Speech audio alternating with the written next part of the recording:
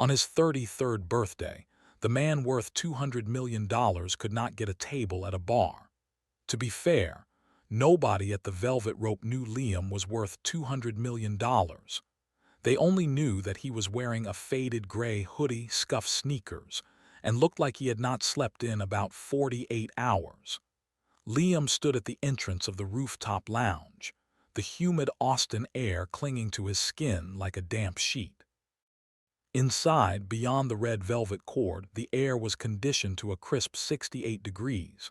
He could see the crowd through the glass. It was a sea of perfect teeth, designer dresses, and the kind of effortless laughter that usually cost a lot of money to maintain. The hostess did not even look him in the eye.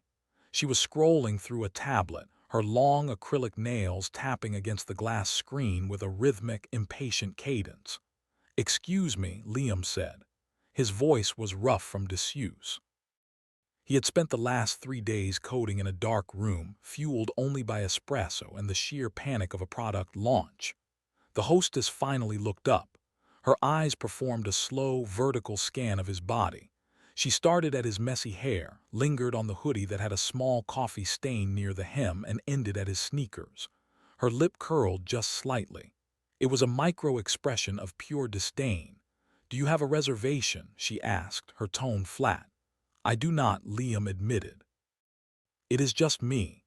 I read online that you serve the Wagyu smash burger until 10 p.m. I just want the burger. We are at capacity." Liam looked past her shoulder. There were 3 empty tables near the railing. There was an entire section at the bar that was completely vacant. "There are empty seats right there," he pointed out. "Those are reserved for VIPs and bottle service," she said with the finality of a judge sentencing a criminal. "Unless you are on the list or you are planning to spend a minimum of $5,000 on a table, I cannot help you. We have a strict dress code. And honestly, you are not really fitting the vibe tonight." The vibe. That was the word that ruled the city now. It was not about food or company or joy. It was about the vibe. Liam felt a familiar weight in his chest. It was a heavy, cold stone of isolation. He could have pulled out his black card. He could have told her that he owned the software company that likely processed her paycheck. He could have bought the entire building just to fire her. But he didn't. Because if he had to buy respect, it wasn't real. Right. The vibe. "Sorry to disturb you." He turned around. The heavy bass from the club vibrated against his back, a rhythmic thumping that felt like a heartbeat he was not part of. He walked away from the cool air and back into the stifling heat of the Texas night. He walked past the line of people waiting to get in. They were all looking at their phones, checking their reflections, fixing their hair. Nobody looked at him. To them, he was invisible. He was just a background character in the movie of their lives. He walked half a block down the street until the expensive perfume of the line faded, replaced by the smell of grilled onions, exhaust fumes, and cheap beer. There was a place next door, Taco Paradise. It was a converted garage with neon lights that flickered with a faint electrical inconsistency. The plastic chairs were bright orange and slightly sticky. The music was not techno, it was old-school Tejano playing from a speaker that sounded like it had been dropped a few times, and it was packed. Liam stood in the entrance, holding a red plastic tray with 3 tacos and a bottle of mineral water. He scanned the room. Every booth was full. Every stool at the counter was taken. He felt ridiculous. It was his birthday. He was 33 years old. He had achieved everything he was supposed to achieve, and he was standing alone in a taco shop holding a tray with nowhere to sit. He was about to turn around and eat in his car when a voice cut through the noise of the crowd. "Hey, hoodie guy," Liam blinked. He looked around, assuming she was talking to someone else. "Yeah, you," the tall one looking like a lost puppy. Liam looked toward the corner booth. A woman was waving a plastic fork at him. She looked tired. That was the first thing Liam noticed. She had dark curls pulled back in a messy bun that was defying the laws of physics. She was wearing a denim apron over a black t-shirt, and there was a smudge of flour on her cheek.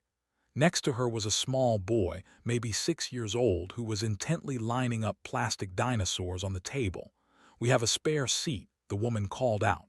"Unless you are waiting for the Queen of England, you can sit here." Liam hesitated. His social anxiety flared up. He was not good at this. He was good at algorithms. He was good at binary code. He was not good at strangers. "Come on," she urged. "My kid does not bite." "Well, he bit a kid at daycare last week, but he promised not to do it again." "Right, Noah." The boy did not look up from his dinosaurs. It was self-defense, the boy mumbled. "He said the T-Rex was a scavenger." Liam felt the corner of his mouth twitch. He walked over to the booth. "Are you sure?" "I do not want to intrude." "Sit," she commanded pleasantly. "Your tacos are getting cold, and that is a crime in this state." Liam slid into the booth opposite them. The vinyl seat squeaked under his weight. It was tight. His knees brushed against the table leg. It was loud, chaotic, and smelled like cilantro and grease. And for the first time all day, he felt the cold stone in his chest lighten just a little bit. "I am Maya," she said, pointing to herself with a chip. "The carnivore is Noah. I am Liam." "Nice to meet you, Liam. You look rough, honey. No offense." "None taken," Liam replied, unwrapping his fork. "It has been a long week. I feel that. You work around here. This was the moment. This was always the moment where it went wrong." Usually, Liam would say, "I run Helix Systems," and the dynamic would shift. People would straighten up. Their eyes would get wide. They would start calculating what they could get from him. He looked at Maya. She was wiping hot sauce off the table with a napkin, not even looking at him, just making space. She did not care who he was.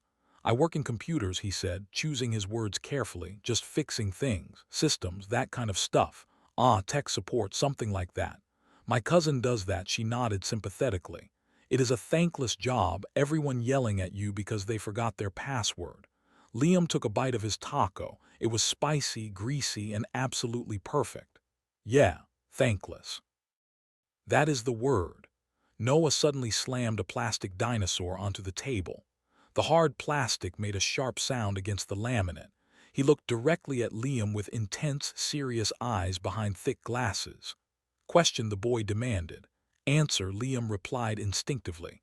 "What is the best armored dinosaur?" Maya groaned and rolled her eyes, leaning back against the booth. "Oh no, you have done it now." "Do not engage, Liam. It is a trap. He will talk for 40 minutes. Liam wiped his mouth. He looked at the plastic toy in Noah's hand. It was a triceratops. "Common, boring, that is easy," Liam said. "The ankylosaurus." Noah's eyes went wide. He froze. "Why?" "Because of the tail club," Liam explained, using his hands to demonstrate. "It could generate enough force to shatter the ankles of a T-Rex. It was a living tank, low center of gravity, defensive master." Noah turned to his mother, his face glowing with pure awe. "Mom, he knows. He knows," Maya asked, looking between them. "Most people say Stegosaurus, but Stegosaurus had a brain the size of a walnut." "Ankylosaurus is the correct answer," Maya laughed. It was a warm, raspy sound that cut through the noise of the diner. "Well, Mr. Liam, congratulations. You have just been promoted from stranger to best friend." Liam felt heat rise up his neck, but it wasn't from the spicy salsa. "I just like dinosaurs." Clearly, Maya grinned. "So, Mr. Computer Guy, why are you eating alone on a Friday night? Date bail on you." "No date, it is actually my birthday." Maya stopped chewing. She put her taco down. Her expression shifted from casual amusement to something softer, something maternal. "It is your birthday and you are eating at Taco Paradise alone. I like tacos. That is tragic," she declared. "Noah, it is his birthday." "Happy birthday," Noah said without looking up. "You are old, Noah," Maya scolded. "He is not wrong," Liam smiled. "I am 33. Practically a fossil. Okay, that is it." Maya reached into her apron pocket and pulled out a crumpled $10 bill. She slapped it onto the table with a decisive thud. "Next round is on me." "What?" "No," Liam protested quickly. "You do not have to do that." "Hush," she silenced him. "You look like you need a win, and I had a good night in tips." "Well, okay night. I made $50, but 10 of those are yours now." Liam stared at the crumpled bill. $10. To him, $10 was a rounding error. It was nothing. But to her, $50 was her night's earnings, and she was giving him 20% of it just because he looked sad. "Maya, really, I can pay." "Let me do something nice, Liam." The universe keeps score. If I buy you a taco, maybe someone will fix my radiator for free. It is called karma, she flagged down the waiter. Hey Jose, one churro with the extra chocolate sauce. It is the birthday boy's special. Liam looked at her, really looked at her. In the harsh fluorescent light, he saw the dark circles under her eyes. He saw the fraying fabric of her apron. He saw the way she instinctively kept one hand near Noah's plate to catch spills before they happened. She was struggling. It was written in every line of her posture. And yet she was buying him a churro. Thank you, he said, his voice quiet. Don't get emotional on me, she teased gently. It is just fried dough and sugar. But it wasn't just fried dough and sugar. It was the first real thing anyone had given him in years. They spent the next hour talking. Or rather, Noah spent the next hour lecturing Liam on the differences between the Jurassic and Cretaceous periods, while Maya chimed in with sarcastic commentary about how useless this knowledge was for paying rent. Liam learned that Maya was a line cook at a high-end bistro, but she was trying to start her own catering business. He learned that her van, a beat-up Ford, had died 3 days ago, which was why they were walking home. He learned that Noah's father was out of the picture, a phrase Maya said with a tightness in her jaw that suggested a lot of history. So, computer genius, she asked, twirling a straw wrapper. You good with engines? I know the basics, he lied. He knew absolutely nothing about engines. He drove a Tesla. When it broke, he just called a concierge. My van is making this noise, she sighed. It sounds like a dying cow. It is the sound of my bank account draining. Liam felt that urge again, the urge to fix it. He could write her a check right now for a new van, a fleet of vans. He could pay off her rent for the next decade, but he looked at her chin held high, her eyes proud. If he offered her money now, she would be offended. She would think he was pitying her. Or worse, she would think he expected something in return. He had to play the part. I could take a look at it, he offered. Sometimes it is just a loose belt. You would do that? Sure, karma, right? Maya smiled. It was a real smile this time, reaching her eyes. Okay, deal. But if you break it more, you owe me unlimited churros for life. I accept those terms. They finished eating. The diner was quieting down as the late-night rush faded. Maya stood up, wiping Noah's face with a napkin despite his protests. All right, Dinosaur King. Bedtime. You have school tomorrow. School is for people who do not discover fossils, Noah argued. School is for people who want to avoid living in a box, Maya countered. Let's go. They walked out together. The air outside had cooled down slightly, but the humidity was still thick. The streetlights cast long, orange shadows on the pavement. Wait, Noah yelled, stopping abruptly on the sidewalk. He looked up at Liam with panic. We did not exchange data. Data? Liam asked. Your number, the boy insisted. If I find a new theory on the Spinosaurus, I need to consult you. Mom doesn't understand the aquatic adaptations. Hey, Maya protested. I understand plenty. It swam, it ate fish. The end, see. Noah sighed heavily. She is hopeless. He held out a hand, palm up, expecting a phone. Maya sighed, pulling her cracked smartphone from her back pocket. He is relentless, she apologized. You do not have to, Liam. It is fine. Liam took the phone. The screen was shattered in the top corner. He typed in his number. There, he said, handing it back. For emergency dinosaur consultations only. Affirmative. Maya took the phone back. She looked at the screen and typed something. I am saving you as Liam computer guy, she said, just so I remember you are not a bill collector. Fair enough. Happy birthday, Liam. I hope the rest of it is better than the first part. It already is.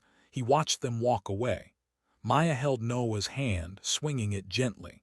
They turned the corner toward the bus stop, disappearing into the night. Liam stood there on the sidewalk next to a dumpster and a flickering street lamp. He looked at his own phone. A notification popped up. A text message. Happy birthday from Helix Systems.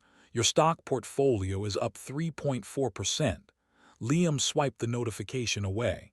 He opened his contacts. There was a new entry at the top, synced from when he texted her phone to verify the number. Maya Taco Rescue. He smiled. He walked back to his car, a sleek black sedan parked 3 blocks away to avoid attention. He sat in the driver's seat and exhaled. For the first time in his life, Liam Hawthorne had a secret. He wasn't the billionaire founder of Helix Systems. He was just Liam, the computer guy who liked tacos, and for the first time in a long time, that was enough. The following week passed in a blur of text messages about the late Cretaceous period and photos of burnt catering experiments. For Liam, it was the strangest week of his professional life.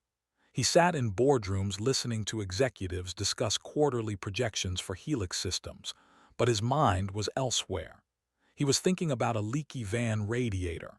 He was thinking about a woman who bought him a churro when she had less than $50 to her name. By Friday, he couldn't take it anymore. He canceled a lunch meeting with a venture capital firm worth billions, claiming a dental emergency.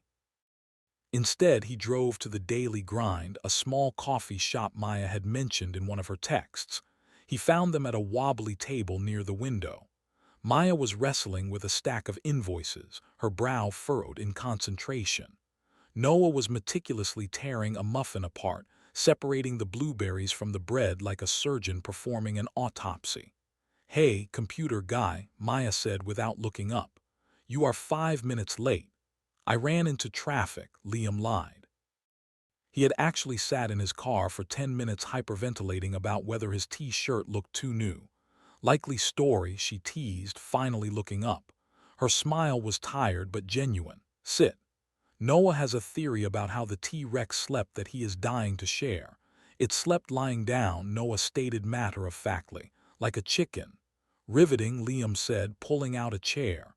The coffee was burnt. The chairs were uncomfortable. The air conditioning was rattling. And Liam was happier than he had been in a decade.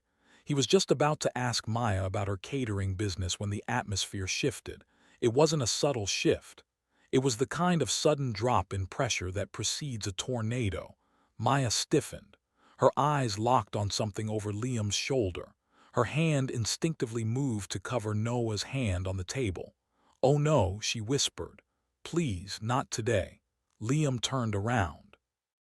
Walking through the door was a man who looked like he had been manufactured in a laboratory dedicated to Instagram algorithms. He was wearing a tight white linen shirt unbuttoned halfway down his chest, revealing a perfectly tanned torso. His teeth were blindingly white. He was holding a smartphone on a gimbal stabilizer, talking into it as he walked. "What is up, tribe? We are back in Austin, keeping it real, keeping it organic. Just grabbing some bean juice before the gym." The man stopped. He swiveled the camera toward their table. "And look who we have here. The fam." He walked over, the camera lens pointed directly at Noah. "Say hi to the tribe, little man." "Brett, put the phone away," Maya said. Her voice was low, dangerous. The man, Brett, laughed. It was a practiced, hollow sound. "Always bringing the fire, Maya. I love the passion." He finally lowered the phone, but he didn't stop recording. He looked at Liam. His eyes did the same scan the hostess had done a week ago, but with more calculation. "Who is this?" he asked, pointing the camera at Liam. "New babysitter. This is Liam," Maya said, standing up. "And you are leaving." Brett smirked. He turned the camera back to himself. "See that, guys? The struggle of co-parenting is real, but we keep vibrating on a high frequency. We send love to the haters." He tapped the screen to stop recording and slipped the phone into his pocket. The fake smile dropped instantly. His face transformed into something bored and irritated. "I need to pick him up on Sunday," Brett said to Maya. "I have a brand partnership with a hiking gear company. I need shots of us on the trail." "He hates hiking," Maya snapped. "He has asthma, Brett. He needs fresh air. It fits the aesthetic. Dad life, nature, wellness. The sponsors eat it up. He does not exist for your sponsors." Brett rolled his eyes. He looked at Liam again. "So who is the hoodie? Another one of your charity cases?" "You always did like the broken ones." Liam felt a surge of anger so hot it almost made him dizzy. He stood up slowly. He was taller than Brett, much taller. "I think you should go," Liam said. His voice was calm, but it carried the weight of a man used to commanding rooms of 500 people. Brett laughed again, but he took a half step back. "Relax, tough guy. I am going." I have content to shoot. He looked at Noah, who was staring fixedly at his dissected muffin, refusing to look at his father. See you Sunday, champ. Wear something earthy, green or brown, no dinosaur shirts. Brett turned and walked out, pulling his phone back out before he even hit the door. What is up, tribe? Just had a heavy moment, but we pushed through. The silence at the table was heavy. Maya sat down slowly. Her hands were shaking. I am sorry, she said, her voice trembling. You have nothing to apologize for, Liam replied, sitting back down. That is Brett, Noah's father. He seems charming. He is a life coach. She spat the words out like they tasted like poison. He has 200,000 followers. He teaches people how to live their best lives while he hasn't paid child support in 6 months. Liam looked at Noah. The boy was crushing a blueberry between his fingers, watching the juice stain his skin. He wanted to destroy Brett. He wanted to buy the social media platform he used and delete his account. He wanted to buy the hiking gear company and cancel the sponsorship. But he couldn't. Not yet. Are you okay? Liam asked. I am fine, Maya lied. She took a sip of her cold coffee. I hate that he treats Noah like a prop. Last month it was family yoga.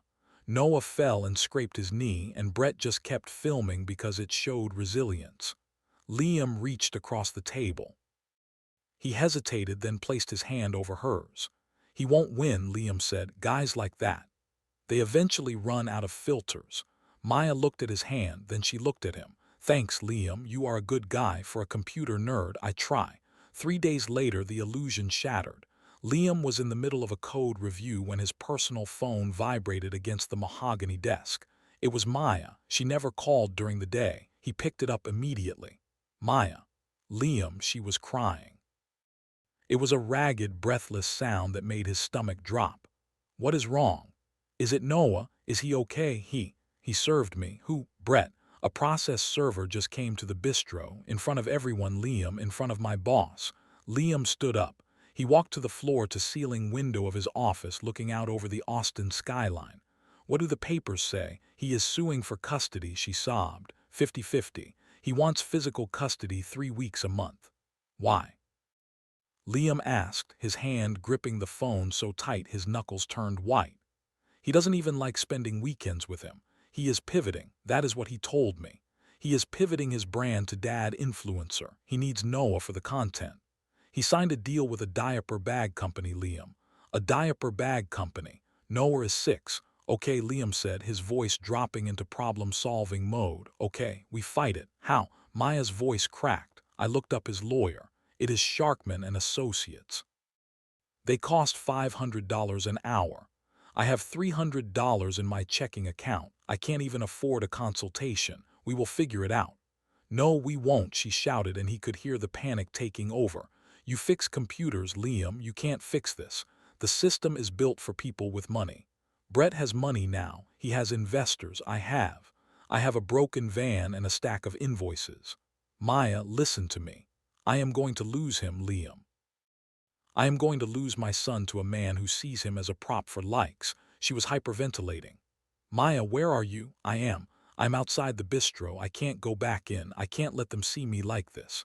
Stay there, Liam commanded. Do not move. I am coming. I don't need a ride, Liam. I need a miracle. I am coming. Liam ended the call. He turned to his assistant, who was waiting by the door with a stack of contracts. Cancel everything, Liam said. But sir, the merger meeting is at 2 p.m. Cancel it. He grabbed his keys, not the keys to the sedan, the keys to the Aston Martin. He didn't have time to go home and change cars. He didn't have time to change his clothes. He was wearing a 3-piece bespoke suit.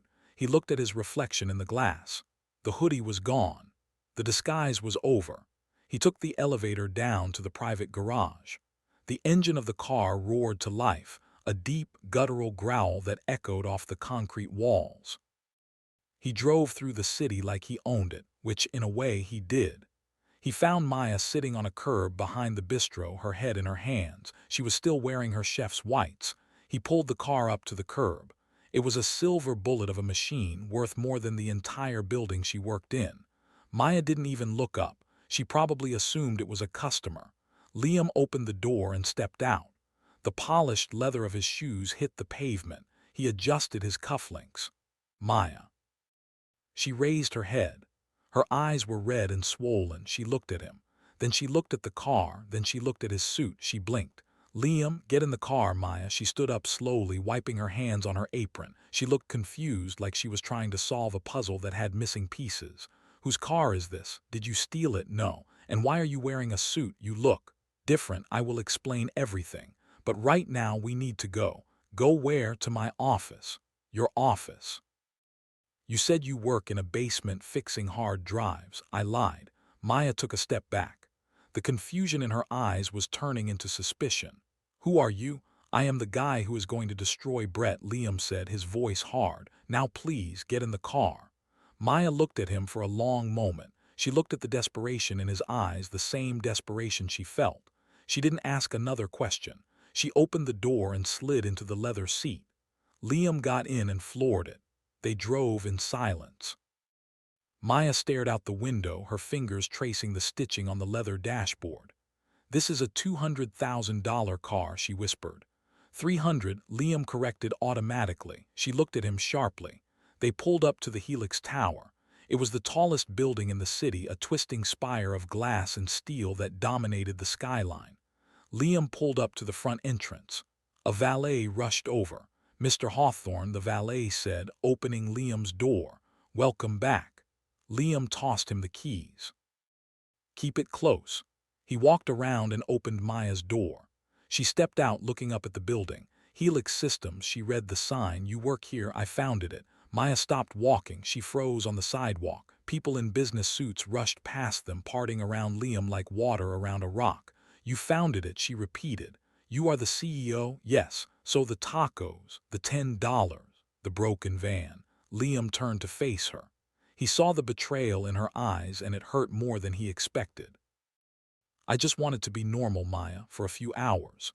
You let me buy you a churro because I felt sorry for you. I know, I offered to fix your car for free. I know you lied to me every single day. I didn't lie about who I am, Maya, just what I have. That is a pretty big part of who you are, Liam. You are a billionaire. And right now, that is the only thing that matters, he said, stepping closer. Because my lawyers, they eat guys like Brett for breakfast. They don't cost $500 an hour. They cost nothing because they work for me. Maya stared at him. She was furious. She was embarrassed. She was proud. But then she thought about Noah. She thought about the diaper bag sponsorship. She thought about Brett dragging her son on a hike with asthma. She took a deep breath.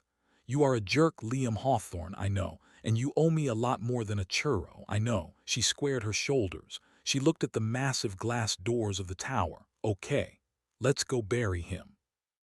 Liam nodded. He offered her his arm. She didn't take it. She walked beside him, grease stains on her apron, head held high, walking into the castle to slay the dragon. They took the private elevator to the top floor. The doors opened to a reception area that looked more like a modern art museum than an office. Get David on the phone, Liam told the receptionist as they walked past, and tell the legal team I need a war room in 5 minutes. Subject: custody battle. Hostile opposition.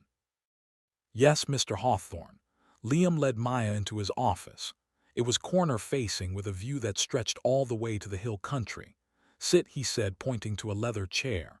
Maya sat. She looked small in the massive room, so she said, looking around, this is where you really work. Yes, and the hoodie in the trash. Good, it was ugly anyway. The door opened. A man in a sharp gray suit walked in. He carried a tablet and looked like he slept 3 hours a night. This was David, Liam's chief legal counsel. David, Liam said, this is Maya. We have a situation. David looked at Maya. He didn't blink at the apron. He didn't blink at the flour smudge. He nodded respectfully. Good afternoon, miss. What are we dealing with? Custody, Liam said.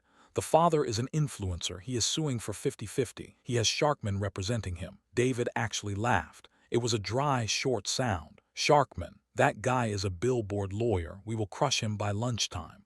Maya looked at David. Really? Miss, David said, tapping his tablet. I specialize in corporate litigation involving billions of dollars in intellectual property. A family court case against an Instagram model is not a challenge. It is a vacation. Liam looked at Maya. See, Maya didn't smile. She looked down at her hands. I can't pay you, she whispered. Even with a payment plan, I can't afford you guys. It is pro bono, Liam said quickly. No, Maya said, looking up. Her eyes were fierce. I am not a charity case, Liam. I am not one of your tax write-offs. It is not charity, Liam argued. It is. It is leverage, David interrupted calmly. They both looked at him. David looked at Maya. Mr. Hawthorne tells me you are a chef. I am a line cook, but you want to be a chef. You have a business plan. Yes, a catering business. Helix Systems is hosting a gala next month, David said. 500 guests. We haven't picked a caterer yet. The contract is worth $50,000. Maya's mouth fell open. You want me to cater a billionaire's party? If you are good, David said. Are you good? I am the best, she said without hesitation. Then we will draft a contract. We handle your legal defense as a retainer for your services. You work it off. Fair trade. Maya looked at Liam. She knew he had just signaled David to make that up. She knew the gala probably already had a caterer, but she also saw the respect in Liam's eyes. He wasn't giving her a handout. He was giving her a job. Deal, she said. David nodded. Excellent. Now, Miss Maya, tell me everything about this. Brett, I want to know his social security number, his handles, and every time he has ever missed a birthday party. Maya took a deep breath. She reached into her apron pocket and pulled out her phone. Well, she said. He once live-streamed his own vasectomy consultation because he thought it would get views. David smiled, a predatory smile. Perfect. We will have fun with that. Liam watched them. He leaned back against his desk. The panic of the last hour was fading, replaced by a cold, hard determination. Brett had made a mistake. He had come for the woman Liam. Well, the woman Liam knew. And nobody touched Liam Hawthorne's people. Nobody. 2 weeks later, the air in the mediation room was cold enough to preserve meat. It was a neutral location, a law firm downtown with beige walls and a view of a parking garage. On one side of the mahogany table sat Brett and his lawyer, a man who wore a suit that was too shiny and smelled of aggressive cologne. On the other side sat Maya, looking terrifyingly composed in a blazer she had bought from a thrift store the day before. Next to her was David, who was arranging his papers with the precision of a bomb disposal technician. And in the corner, sitting in a chair that looked uncomfortable for his frame, was Liam. He was silent. He was just observing. Brett was wearing a beige cardigan and glasses he definitely did not need. He was leaning back, tapping a pen against the table. Look, we can make this easy, Brett said. I want 50-50. I want weekends. And I want the right to feature him on my channels. It is a family business, Maya. He is part of the brand. Maya's hands clenched under the table. She wanted to scream. She wanted to throw the pitcher of lukewarm water at his head. My client is prepared to offer a generous stipend provided the social media stipulations are met, Brett's lawyer added smoothly. We believe the exposure is beneficial for the child's future networking. David finally stopped arranging his papers. He looked up. He took off his reading glasses and folded them slowly. Mr. Collins, David began. Do you know what a digital footprint is? Of course I do. I am an influencer. It is my job. Excellent. Then you are aware that nothing is ever truly deleted. David tapped his tablet. A screen on the wall flickered to life. It was a video, a live stream from 3 years ago. Brett was at a music festival, shirtless, covered in glitter. Yo, tribe, the voice on the screen shouted. My ex is blowing up my phone saying the kid has a fever or whatever. Total vibe killer. We are here to ascend, not to babysit. The video cut. Another clip played. This one was from 6 months ago. Brett was unboxing a protein powder. Kids are expensive, man, Brett said to the camera. Like, I love my little dude, but that child support check. That is a lease on a Lambo. Gotta prioritize the assets. The room went silent. Brett's face turned a shade of red that clashed with his beige cardigan. That was out of context, Brett stammered. That was a persona. We have 40 hours of footage, David continued, sliding a thick file across the table. We also have your credit report. You are 3 months behind on your condo fees. You have maxed out 5 credit cards, and you took out a predatory loan to pay for this lawyer. Brett's lawyer looked at his client. He looked at the file. He closed his own folder. Here is the offer, David said. You drop the custody suit. You agree to supervised visits once a month with no cameras, no photos, no social media. Noah does not exist for your brand. You can't do that. Brett shouted. That destroys my engagement metrics. If you refuse, we will release your financials to the public. We will show your sponsors that the wealthy dad is actually insolvent. And we will sue you for 5 years of back child support, garnished directly from your brand partnerships. Brett looked at the screen. He looked at Maya. For a second, he looked like he might fight. He looked like the arrogant man who had walked into the coffee shop. But then he looked at Liam. Liam hadn't moved. He was just watching, his eyes dark and unreadable. Brett swallowed hard. He knew power when he saw it, and he knew he had none. Where do I sign? The walk to the parking lot felt like floating. Maya was holding the signed agreement against her chest like a shield. They stood by Liam's car, the sedan this time, because he knew the Aston Martin made her uncomfortable. He signed it, she whispered. He actually signed it. He didn't have a choice. You saved us, Liam, again. I just leveled the playing field, Liam replied softly. You saved yourself.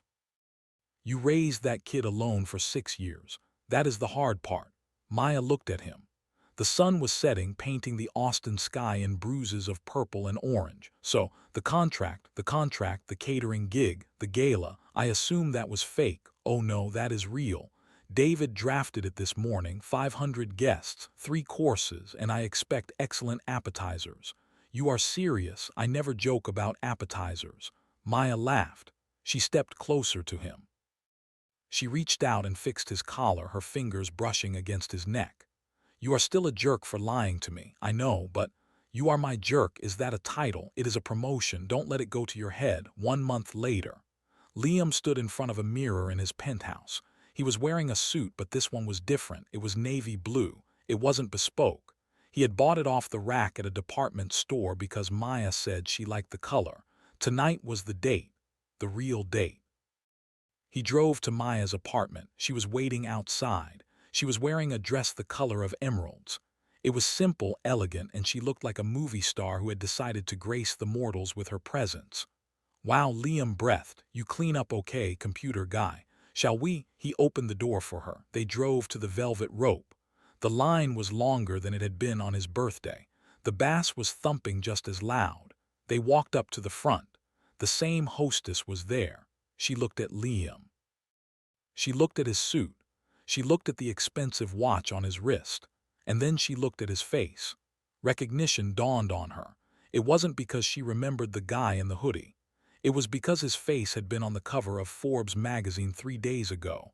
Mr. Hawthorne, she gasped, dropping her tablet. Oh my God, we have your table ready. The owner personally set aside the VIP balcony. She unhooked the red velvet rope with a flourish, smiling like they were old friends. Liam looked at the open path. He looked at the cool, conditioned air inside. He looked at the people staring at him, whispering. He looked at Maya. She was looking at the menu posted by the door. $30 for a burger, she whispered. That doesn't even come with fries. It is Wagyu. It is robbery. Liam laughed. He looked at the hostess. Actually, we changed our minds, sir.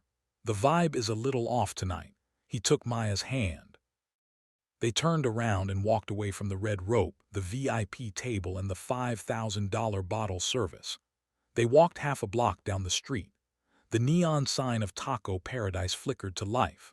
Jose, the waiter, saw them coming. He waved a towel excitedly. Hoodie guy, Chef Maya, your table is open. They sat in the same wobbly booth. The air smelled of cilantro and grease. The music was still too loud. Maya kicked off her heels under the table. Liam loosened his tie. This is better, she sighed. Much better. So, Mr. Billionaire, what is the plan for the next 30 years? I was thinking we could order some churros, Liam suggested, and maybe discuss the ankylosaurus. Noah will be thrilled, and after that, he looked at her. In the harsh fluorescent light, she was the most beautiful thing he had ever seen. After that, I was thinking we just see what happens. No secrets, no disguises, just us. I like that plan, Maya smiled. But you are still paying for the tacos. Deal. 1 year later. It was Liam's 34th birthday. There were no velvet ropes. There were no hostesses. There was no skyline view. He was in a backyard in the suburbs. The grass needed mowing. There was a plastic dinosaur stuck in the fence. Noah, now 7 and missing a front tooth, was running around wearing a t-shirt that said future paleontologist. Maya came out of the back door. She was carrying a cake. It was chocolate. It was slightly lopsided. The frosting was uneven and the candles were leaning to the left like they were caught in a strong wind. "Happy birthday," she cheered. She set the cake down on the picnic table. Liam looked at it. It was perfect. "I helped with the frosting," Noah announced. "That is why it looks like a landslide. It looks delicious," Liam said genuinely. He looked around. He had sold his penthouse last month. He bought a house 3 streets away from Maya. He drove a pickup truck on weekends. He still ran a billion-dollar company, but nobody in this neighborhood cared. To them, he was just Liam, the guy who was really good at fixing bikes and terrible at mowing lawns. Maya sat next to him on the bench. She bumped his shoulder with hers. "Make a wish." Liam looked at the candles. He looked at Noah, who was eyeing the frosting with predatory intent. He looked at Maya, who was watching him with eyes that felt like home. He closed his eyes. He didn't make a wish. Because for the first time in his life, there was nothing else he wanted. He blew out the candles. "Did you wish for a dinosaur?" Noah asked. "Better. Nothing is better than a dinosaur. Eat your cake, fossil boy," Maya laughed. They ate the cake as the sun went down. The fireflies came out, dancing in the warm Texas air.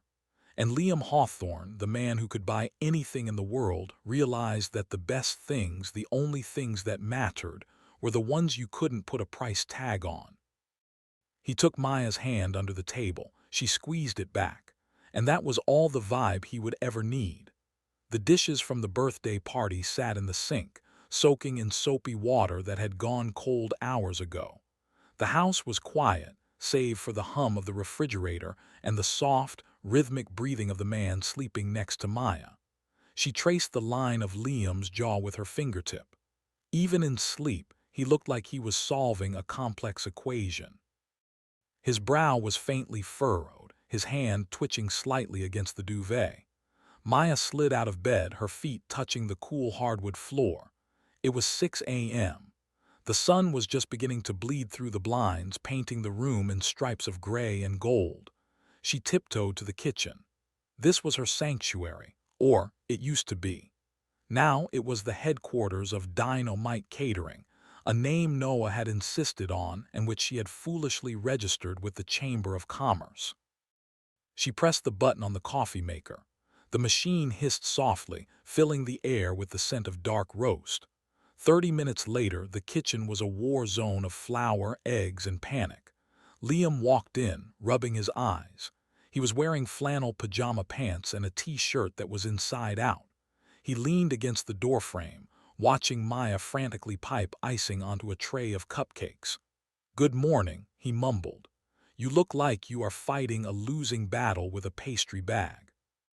"It is not a battle," Maya corrected, blowing a stray curl out of her face. "It is a siege. I have 300 cupcakes due for the elementary school bake sale by 8 a.m., and the humidity is making the buttercream weep."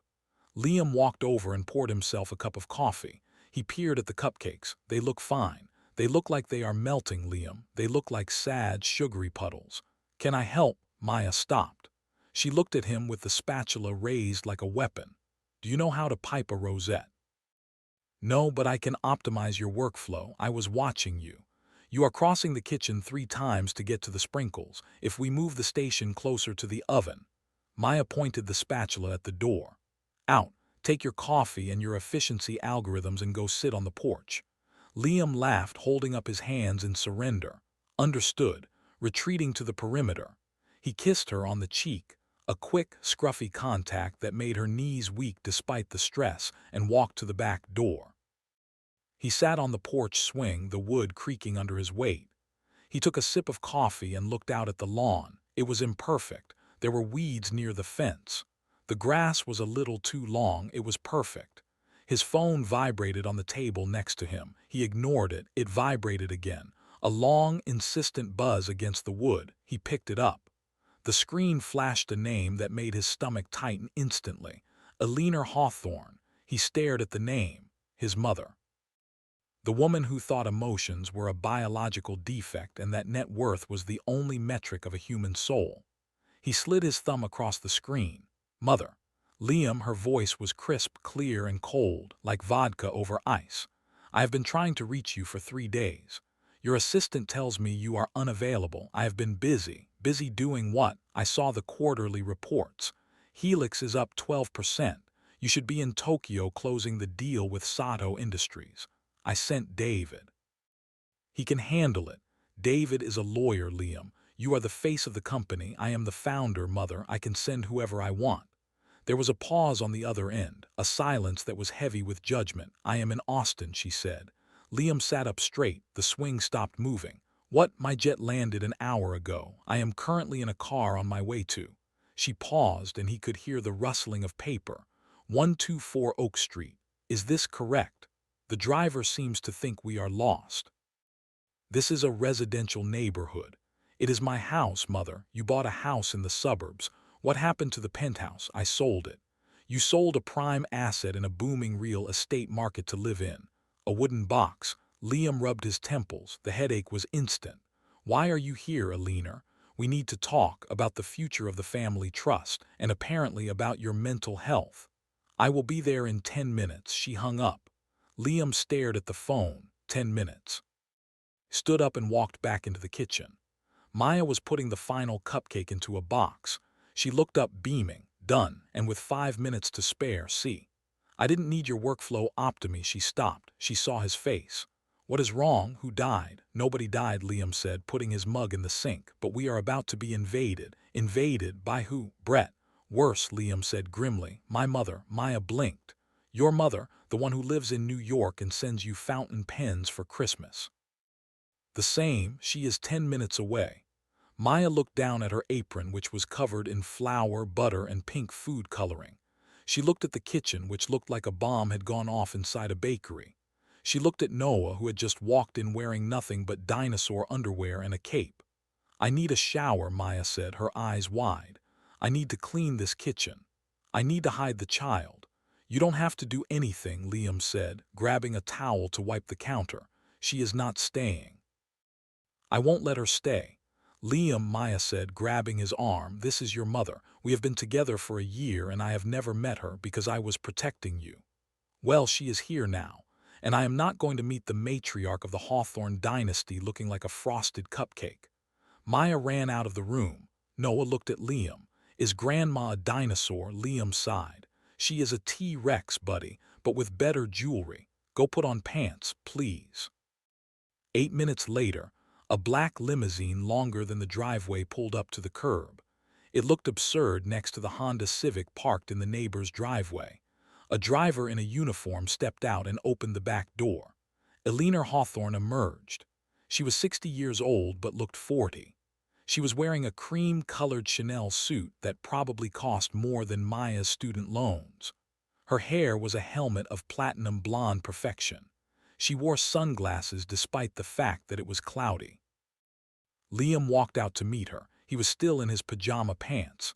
It was a petty act of rebellion, but it was all he had. Mother. Liam, she said, looking him up and down. You look comfortable. I am. She looked at the house. She looked at the peeling paint on the porch railing. She looked at the plastic tricycle overturned on the lawn. Quaint, she said. The word sounded like an insult. Come in, Liam said, stepping aside, but leave the judgment outside. The floors are original hardwood. They entered the living room. Maya had managed to perform a miracle. The kitchen was somewhat clear and she had changed into jeans and a clean white blouse. Her hair was still damp, but she looked presentable. She stood by the fireplace holding Noah's hand.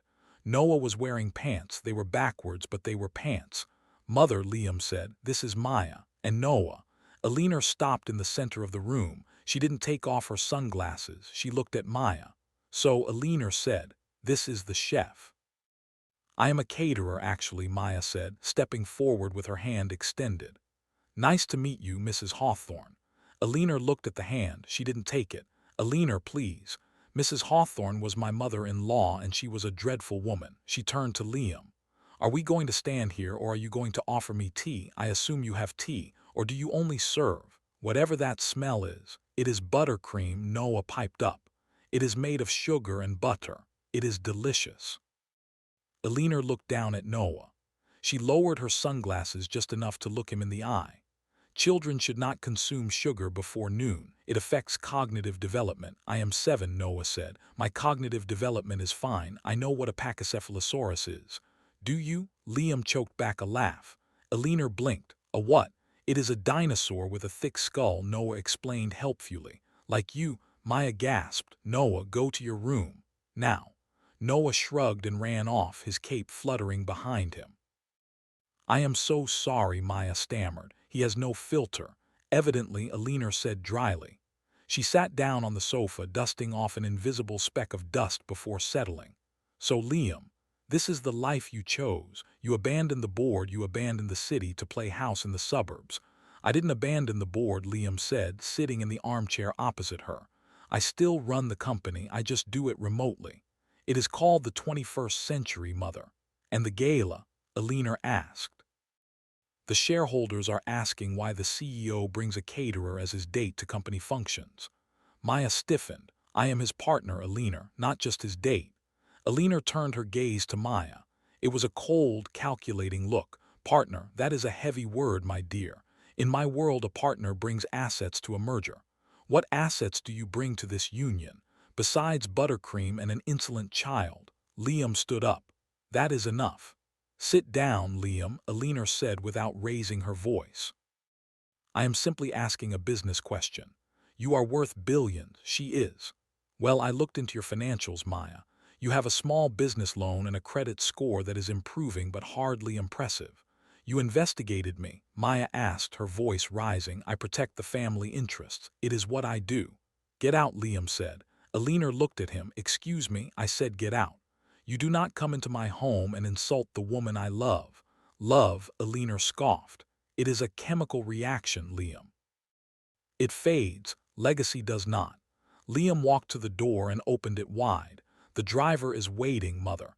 Eleanor stood up slowly. She smoothed her skirt. You are making a mistake, Liam. You are playing a game you do not understand. This, domestic bliss. It is a fantasy. Eventually, you will remember who you are. And when you do, do not come crying to me when she leaves you for someone closer to her tax bracket. She walked past Maya without looking at her. She stopped at the door and looked back at Liam. The board meets next month. If you are not there in person, we will vote to remove you as CEO. She stepped out onto the porch. Have a pleasant day. The door closed. The silence in the room was deafening. Maya stood by the fireplace, her arms wrapped around herself. She was shaking. Liam turned to her. Maya, I am so sorry. She is. She is a monster. She is right, Maya whispered. What? She is right, Liam. We are from different worlds. I am worrying about cupcake orders and credit scores. You are fighting for control of $1 billion empire. Maya, stop. No, you stop. Maya shouted, tears welling in her eyes. Look at this. Look at us. You are wearing pajama pants, but you own the company that made the phone in my pocket. Your mother thinks I am a gold digger, and maybe everyone else does too. I don't care what everyone else thinks, Liam said, crossing the room to grab her shoulders. I care about you. I care about Noah. But for how long? Maya asked, looking up at him. How long until you get bored of the broken faucets and the sticky floors? How long until you miss the penthouses and the jets? I have been there, Maya. I lived that life for 10 years. It was cold, it was lonely, and I hated every second of it. He took her face in his hands. You are the first real thing I have ever had. I am not giving that up. Not for the board, not for my mother, not for anyone. Maya looked at him. She saw the fear in his eyes, the fear of losing her. She took a deep breath and leaned her forehead against his chest. She is really scary, Liam. I know, he whispered into her hair. She scares me too. What is a pachycephalosaurus? Maya asked with a weak laugh. It is the dinosaur that headbutts things, Liam smiled. Noah nailed it. Maya pulled back. She wiped her eyes. Okay. So we are at war with your mother, basically. And if you don't go to this meeting next month, you lose your company. It is a possibility. Maya straightened up. The sadness vanished, replaced by the same fierce look she had worn when she faced down Brett in the mediation room. "Well," she said, "we can't have that. You built that company. It is your legacy, not hers." "What are you saying?" "I am saying you are going to that meeting, and you are not going alone. You want to come. Somebody has to bring the snacks," she grinned. "And I think the board could use a little sugar. It improves cognitive development." Liam laughed. He kissed her forehead. "You are terrifying, I know. Now help me with these cupcakes. The bake sale starts in 20 minutes and I am not letting Alina Hawthorne ruin my reputation with the PTA." The next month was a blur of preparation. Liam spent his days on video calls, rallying his allies on the board. Maya spent her days expanding her catering business, landing 2 corporate contracts that didn't involve Helix systems. They moved like a unit, efficient, synchronized. When the day of the board meeting arrived, they flew to New York. Not on a private jet. Liam refused to give his mother the satisfaction, but in first-class commercial. Noah sat between them, wearing a clip-on tie and holding a briefcase that contained nothing but coloring books and a plastic velociraptor. They landed at JFK and took a cab to the Helix headquarters in Manhattan. It was a glass fortress that screamed power. Liam held Maya's hand as they walked into the lobby. Security guards nodded at him, their eyes widening when they saw the entourage. The boardroom was on the 50th floor. The doors were made of frosted glass. Liam adjusted his tie. He looked at Maya. "Ready? Showtime," she whispered. He pushed the doors open. The room was full, 12 men and women in suits that cost more than cars. At the head of the table sat Alina Hawthorne. She looked up. Her expression didn't change, but her eyes narrowed slightly. "You made it," she said. "And you brought the family." "Good morning, board members," Liam said, his voice projecting across the room.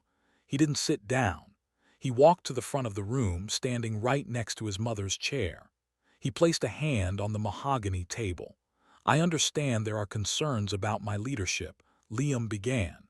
"Concerns that my lifestyle choices have distracted me from my duties." He pressed a button on the console. A holographic chart appeared in the center of the table. "Since I relocated to Austin, operating costs are down 15%. Innovation output is up 20%, and employee satisfaction is at an all-time high. Why? Because I stopped managing from a tower and started building from the ground up again." He looked around the room. "You want a CEO who sits in this room and drinks scotch? Or do you want a CEO who understands the code that built this roof?" The board members murmured. Heads nodded. Alina stood up. "Numbers can be manipulated, Liam, but presence, dedication. You are absent." "I am not absent," Liam countered. "I am evolved." He gestured to Maya, who was standing by the door holding a box, "and I brought refreshments." Maya walked forward. She placed the box on the table and opened it. It wasn't cupcakes. It was artisanal, hand-painted chocolates shaped like the Helix logo. Maya smiled at the board. Dark chocolate with a sea salt caramel filling. "It boosts serotonin and focus." "I read your annual health reports. You all have high blood pressure. This is heart healthy." One of the oldest board members, a man named Mr. Sterling, reached out and took a chocolate. He took a bite. His eyes closed. "My God," Sterling mumbled, "this is extraordinary." Alina glared at him. "We are not here to eat candy. We are here to vote," Liam said. "So let's vote." Alina looked around the room. She saw the faces of the board members. They were looking at Liam with respect. They were eating the chocolates. She realized with a sinking feeling that she had miscalculated. She had bet on their snobbery. She had forgotten about their greed. As long as the stock was up, they didn't care if Liam lived in a tent. "All in favor of retaining Liam Hawthorne as CEO?" Sterling asked, his mouth still full of chocolate. 11 hands went up. Alina was the only one who didn't raise her hand. "Motion carried," Sterling said. Liam looked at his mother. "Thank you for your concern, Mother. Now if you will excuse us, we have a lunch reservation." He took Maya's hand. Noah grabbed his briefcase. They walked out of the room. In the hallway, Maya let out a breath she had been holding for an hour. "I think I am going to throw up," she said. "You were amazing," Liam said. "The serotonin line, genius. I made it up, but it sounded scientific." Noah tugged on Liam's jacket. Did we win? Yes, buddy, we won. Can we go to the museum now? The one with the T-Rex? Liam looked at Maya. What do you think? Do we have time for dinosaurs? Maya smiled. We always have time for dinosaurs. They walked out of the building and into the chaos of New York City. The wind was cold, biting through their coats, but the sun was shining. Liam hailed a cab. As he held the door open for his family, his phone buzzed. He checked it, a text from a leaner. The chocolate was adequate. Don't be late for Christmas. Liam stared at the screen. A slow smile spread across his face. It wasn't an apology. It wasn't a hug, but coming from Alina Hawthorne, it was practically a love letter. He got into the cab. Where to? The driver asked. Natural History Museum, Liam said. He put his arm around Maya. She rested her head on his shoulder. You know, she said softly, I was thinking. About what? About scaling the business. If I am going to be the partner of a tech mogul, I should probably expand. Maybe a location in New York. Liam kissed the top of her head. I think that is a very solid investment strategy. I know an investor who is looking for a new project. Oh, really? Is he cute? He is okay.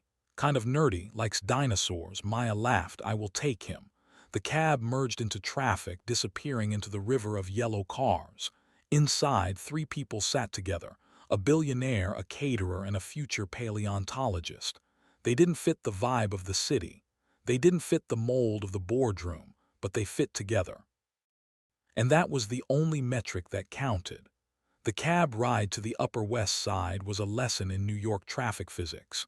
Noah spent the entire 40 minutes glued to the window, counting yellow cars and pointing out skyscrapers that looked like Lego towers. When the cab finally pulled up to the American Museum of Natural History, the boy went silent. It was not just a building. It was a cathedral of science. The massive stone columns rose up to meet a gray sky guarding secrets that were millions of years old. Liam paid the driver using cash because old habits die hard, and they stepped out onto the sidewalk. Ready? Liam asked, adjusting his scarf. Noah did not answer. He was vibrating, literally vibrating. He gripped the straps of his backpack so hard his knuckles were white. It is in there, Noah whispered. The T-Rex. The king. He is waiting for you, Maya said, smoothing his hair which had been mussed by the wind. But remember the rules. No climbing the exhibits, no licking the fossils, and no correcting the tour guides unless they are really, really wrong. Noah looked at her with serious eyes. I cannot promise that last one. They walked through the main entrance. The rotunda opened up above them, a cavernous space dominated by a barosaurus rearing up on its hind legs to defend its young from an allosaurus. Noah stopped dead. He dropped his briefcase. Maya picked it up before a tourist tripped over it. Look at the cervical vertebrae, Noah breathed, his voice echoing slightly. The range of motion. It is improbable but magnificent. Liam leaned down. Magnificent is a good word. They spent the next 2 hours navigating the halls. Liam Hawthorne, a man who could navigate complex corporate mergers in his sleep, found himself completely lost in the hall of ornithischian dinosaurs. He followed Noah, who moved through the exhibits with the confidence of a tenured professor. Actually, Noah told a group of German tourists staring at a triceratops skull. The frill was likely used for thermoregulation, not just defense. It was full of blood vessels, like a radiator. The tourists looked at the 7-year-old in the clip-on tie. Then they looked at Liam. Liam shrugged. He is the expert. I just finance the expeditions. Maya walked beside him, her arm linked through his. He looked tired, but the good kind of tired. The kind that comes after a victory. You know, she said softly, watching Noah explain blood flow to a confused woman from Munich. I never thought I would bring him here. Why not tickets, flights, hotels? It adds up, Liam, before the tacos. A trip like this was something I pinned on a dream board. It wasn't real life. Liam squeezed her arm. The wool of his coat scratched against her hand, a rough, grounding texture. It is real life now. I know, and that terrifies me. Why? Because I don't want him to get used to it. I don't want him to think the world is always this easy. That limousines just appear and billionaires pay for field trips. Liam stopped walking. They were standing in the shadow of a massive titanosaur. The lighting was dim, casting long, skeletal shadows on the floor. He is not learning that the world is easy, Maya. Look at him. Liam pointed. Noah was now debating the tour guide about the feather density of a velociraptor. He was polite but firm. He was citing sources. He is learning that he belongs in the room, Liam said. That is what money buys, Maya, not ease, access. It buys the right to stand in the room and speak. He has the brain. I just bought the ticket. Maya looked at her son. She saw the way he stood, shoulders back, chin up. He wasn't the kid with the asthmatic cough and the second-hand shoes anymore. He was a scientist. You are good at this, she murmured. The pep talks. I have had a lot of practice. Mostly in mirrors. They moved to the Hall of Ocean Life. The room was bathed in blue light, underwater and serene. The famous blue whale hung from the ceiling, a 94-foot giant suspended in time. It was quieter here. The acoustics swallowed the noise of the crowds. They sat on a bench beneath the whale. Noah had run off to inspect the diorama of the giant squid fighting a sperm whale. So Liam said, staring up at the plastic belly of the whale, about that investment. Maya groaned. Liam, please. We are on vacation. No business. It is not business. It is logic. He turned to face her. The blue light reflected in his eyes, making them look darker, deeper. You mentioned expanding to New York. I was joking, mostly. Why? Because New York eats caterers for breakfast. The rent is insane. The competition is fierce. And I am just a girl from Austin who makes good cupcakes. You are not just a girl from Austin. You are the woman who stared down Eleanor Hawthorne and made her eat a chocolate shaped like a DNA helix. That was pure adrenaline. It was talent, Maya, and grit. Liam reached into his coat pocket. He pulled out a small velvet box. Maya froze, her breath hitched in her throat. Liam, don't panic, he said quickly. It is not a ring. Oh, she didn't know if she was relieved or disappointed. Liam opened the box. Inside was a key. It was old, brass, and heavy. What is this? She asked. It is a key to a commercial kitchen in Chelsea. Ground floor, walk-in fridge, 2 convection ovens. It used to be a bakery, but the owner retired. Liam, I bought the building, he admitted, last week. When you mentioned the expansion in the cab, I texted my broker. The deal closed 10 minutes ago. Maya stared at the key. It glinted in the dim light. You bought a building in Chelsea in 10 minutes. It was a good price. You are insane. I am diversifying my portfolio. He took the key out of the box and pressed it into her palm. Her hand closed around it. The metal was cold, hard, and real. This is not a gift, Maya. It feels like a very expensive gift. It is a lease. 1 year rent-free. After that, you pay market rate. If the business fails, I sell the building and we break even. If it succeeds, you pay me back with interest. Interest, 7%. I am a shark, remember? Maya laughed. A tear slipped down her cheek, hot and fast. She wiped it away furiously. 7% is high. It is standard for high-risk ventures. She looked at him, she looked at the key. Then she looked across the room where Noah was pressing his face against the glass of a walrus exhibit. I can do this, she whispered. I know. Maya leaned in and kissed him. It wasn't a tentative kiss. It was a promise. It tasted like coffee and victory. Thank you, she said against his lips. Don't thank me. Just make sure the appetizers at the opening are excellent. I never joke about appetizers. 6 months later. The opening of the Fossil Kitchen was the most talked about event in the Chelsea Gallery district. The line stretched around the block. It wasn't just hungry New Yorkers, it was food critics. It was influencers, it was the vibe. But inside, the vibe was different. The space was industrial chic, exposed brick, steel beams, and warm, golden lighting. But on the walls, instead of abstract art, there were massive, framed prints of dinosaurs. A T-Rex eating a croissant. A triceratops balancing a wedding cake. It was weird, it was playful, it was Maya. Maya stood in the open kitchen wearing a pristine white chef's coat with her name embroidered in emerald green thread. She was barking orders, but she was smiling. Table 4 needs more sliders. And where is the vegan tartare? Coming, chef. A sous chef yelled back. Maya wiped a smudge of sauce from the plating station. She looked out at the dining room. It was packed. In the corner booth, the best seat in the house, sat Liam and Noah. Liam was wearing a suit, but he had discarded the tie hours ago. He was drinking a craft beer and looking at Maya with an expression that could only be described as worship. Noah was drawing on the paper tablecloth with a set of high-end markers. "Is it good?" Liam asked, pointing to the plate of truffle mac and cheese Noah was devouring. "It is acceptable," Noah said, his mouth full, "but the pasta shape is wrong. It should be ammonite-shaped." "Spirals hold more sauce. I will put it in the suggestion box." The door to the restaurant opened. A hush fell over the front of the room. Brett walked in. He looked different, older, tired. The tan was fading and his hairline was retreating faster than his follower count. He was wearing a jacket that looked expensive from a distance but cheap up close. He scanned the room. He saw the crowd. He saw the success. He walked up to the host's stand. The hostess, a sharp-eyed woman named Chloe who Maya had hired specifically for her ability to spot trouble, blocked his path. "Do you have a reservation?" Chloe asked. "I am family," Brett said, flashing a smile that didn't quite reach his eyes. "I am the father of the owner's child." Chloe looked at her iPad. "I don't see a reservation for father of the child. I have a wait list of 3 hours. Brett leaned in. "Look, sweetheart, I just want to say hello.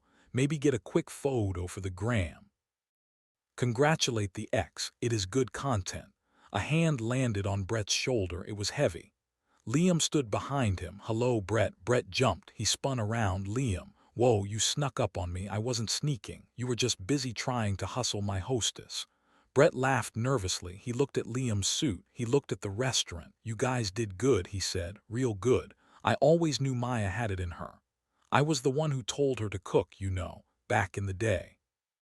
"That how you remember it?" Liam asked.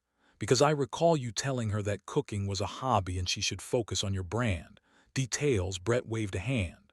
"Listen, man, I am in a bit of a bind. The diaper bag deal fell through. Creative differences." "You mean they found out you bought fake followers?" Brett flinched. "Word travels fast. Anyway, I was thinking. This place is popping. You need a promoter, someone to bring in the cool crowd. We have a wait list of 3 hours, Brett. We are the cool crowd." Brett looked around. He saw a famous actress eating a slider. He saw a tech mogul drinking wine. "Right. Yeah," he looked defeated. "Smaller. Can I see Noah?" Liam looked toward the booth. Noah was laughing at something the sous chef had brought him, a special dessert shaped like a volcano with dry ice smoke. He looked happy. "Safe." "Not tonight, Brett. Tonight is Maya's night. You can see him on your scheduled visit next Sunday if you are on time." "I will be on time." "Good." Brett lingered for a second longer. He looked at the warmth of the restaurant, the light, the life. He realized he was on the outside looking in and the glass was bulletproof. "Congrats," he mumbled. He turned and walked out into the cold New York night. Liam watched him go. He didn't feel angry anymore. He just felt indifferent. Brett was a fossil, a relic of an era that was extinct. Liam walked back to the kitchen. He leaned over the pass. "Chef." Maya looked up. Her face was flushed from the heat of the ovens. "Mr. Hawthorne, to what do I owe the pleasure?" "I have a complaint from a customer." "Oh, really?" "The mac and cheese, what about it?" "The pasta shape is aerodynamically inefficient for sauce retention. We recommend ammonite spirals." Maya laughed. She threw a towel at him. "Get out of my kitchen, make me." She walked around the pass. She didn't care that 3 food critics were watching. She grabbed Liam by the lapels of his jacket and pulled him down for a kiss. The kitchen staff cheered. Noah covered his eyes but peeked through his fingers. "Get a room," Noah shouted. "We have a room," Liam said, breaking the kiss but keeping his forehead against hers. "We have a whole building." Maya smiled. "Happy birthday, Liam. It is not my birthday, I know, but it feels like it." She pushed him gently back toward the dining room. "Go sit down. Your interest payment is coming out in the form of a molten lava cake. I accept those terms." Liam walked back to the booth. He sat next to Noah. "Did she kiss you?" Noah asked, grimacing. "Yes, gross. It was necessary for business morale." Noah rolled his eyes. He went back to his drawing. Liam took a sip of his beer. He looked around the room. He saw his mother, Alina, sitting at a table in the back. She was eating a slider with a knife and fork. She caught his eye. She didn't smile, but she raised her glass of wine in a subtle salute. He raised his beer back. He looked at Maya, who was commanding the room like a general, feeding the hungry, building her empire one plate at a time. He looked at Noah, sketching a utopian future where dinosaurs and humans coexisted. He checked his phone. No emails, no urgent notifications, just a photo on his locked screen, the three of them at the museum, standing under the blue whale, looking small but infinite. Liam Hawthorne leaned back in the booth. The vibe was perfect. Chinese letter, the years moved faster than Liam expected. Time, he realized, was the only asset that did not compound linearly. It accelerated. 5 years after the opening of the Fossil Kitchen, the restaurant had become a New York staple. It had 2 Michelin stars, not because of the dinosaur decor, but because Maya's food was undeniably brilliant. But Liam wasn't thinking about Michelin stars. He was sitting in a courtroom in downtown Manhattan. It was a different room than the one where they had fought Brett. This one was smaller, warmer, and smelled of lemon polish. Noah sat between them. He was 12 now. He had traded the clip-on ties for a hoodie, but he still wore the thick-rimmed glasses. The judge, a woman with kind eyes and a stack of files, looked down at them. "We are here for the petition of adoption," the judge said. "Liam Hawthorne adopting Noah Brooks." Liam straightened his tie. His hands were sweating. He had closed billion-dollar mergers without blinking, but this was terrifying. The judge looked at Noah. "Noah, do you understand what this means?" "Yes, Your Honor," Noah said. His voice was cracking, hovering somewhere between childhood and the deep baritone of adolescence. "It means legally he is my dad, biologically no. But statistically he is the only one who matters." The judge smiled. "And you are okay with this?" "I requested it," Noah corrected her. "I drew up the proposal." "You did?" "Yes. I presented it on his birthday. I used a PowerPoint deck." Maya covered her mouth to hide a laugh. Liam just smiled, a look of pure pride on his face. "And what about your biological father?" the judge asked gently. Noah shrugged. "Brett, I haven't seen him in 3 years. He moved to Bali to find himself. He sends me a postcard once a year. It usually has a coupon code for a meditation app on the back." The judge nodded. She stamped the paper. A solid, heavy sound. "Petition granted." "Congratulations, Mr. Hawthorne, you have a son." Liam let out a breath he felt like he had been holding for a decade. He turned to Noah. Noah looked at him, so Noah said, "Does this mean my allowance goes up?" Liam laughed. He pulled Noah into a hug, ignoring the 12-year-old's awkward stiffness until Noah finally relaxed and hugged him back. "We will negotiate," Liam said. They celebrated at home. Home was now a brownstone in Brooklyn. It had a backyard that was just big enough for a grill and a very confused dog they had adopted named Rex. It was just the 3 of them. Maya was in the kitchen making tacos, not fancy, deconstructed tacos. The greasy, perfect kind from the old days. Liam walked in. He leaned against the counter watching her. "Hey, Mrs. Hawthorne," Maya turned. She smiled, tossing a tortilla into the pan. "Hey, Mr. Hawthorne, how does it feel?" "It feels permanent. It does, doesn't it?" She turned off the stove. She walked over to him, wiping her hands on a towel. "You know," she said softly, "I was thinking about that night, at the bar, the velvet rope. Yeah, if you had gotten a table, if that hostess hadn't been so rude.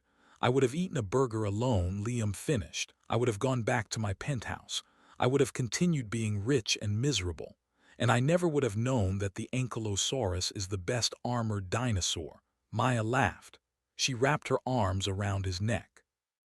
"I guess getting rejected was the best thing that ever happened to you. Absolute best." She kissed him. It was slow and sweet, the kind of kiss shared by people who know they have a lifetime of them left. Noah walked into the kitchen. He was holding Rex's leash. "Mom, Dad, the dog needs to go out. He is looking at the rug with intent." "Dad," the word hung in the air. It wasn't forced. It wasn't a legal term. It was just a fact. "I got it," Liam said. He grabbed the leash. "Come on, Rex. Let's go inspect the neighborhood." He walked out the front door, down the steps of the brownstone, and onto the sidewalk. It was a Tuesday evening. The air was cool. The city was noisy. Liam Hawthorne looked up at the sky. He couldn't see the stars because of the light pollution, but he knew they were there. He knew the universe was vast and cold and indifferent. But down here, on this sidewalk with a dog pulling on the leash and a family waiting inside, it was warm. He took a deep breath, filling his lungs with the chaotic, dirty, beautiful air of New York. He had spent his life building systems, optimizing codes, creating value, but Maya was right. The universe kept score, and finally the account was balanced. Who would have thought that a lonely birthday and a denied table would be the beginning of such a beautiful family? Sometimes the doors that close in our faces are just redirecting us to the ones that are meant to be open. Sometimes the VIP section is just a velvet rope keeping you away from the best tacos of your life. What was your favorite part of this journey? Do you believe that nothing happens by chance? Let me know in the comments. And if you enjoyed this story, don't forget to like and subscribe. Your support helps us bring more stories like this to life. Until the next story.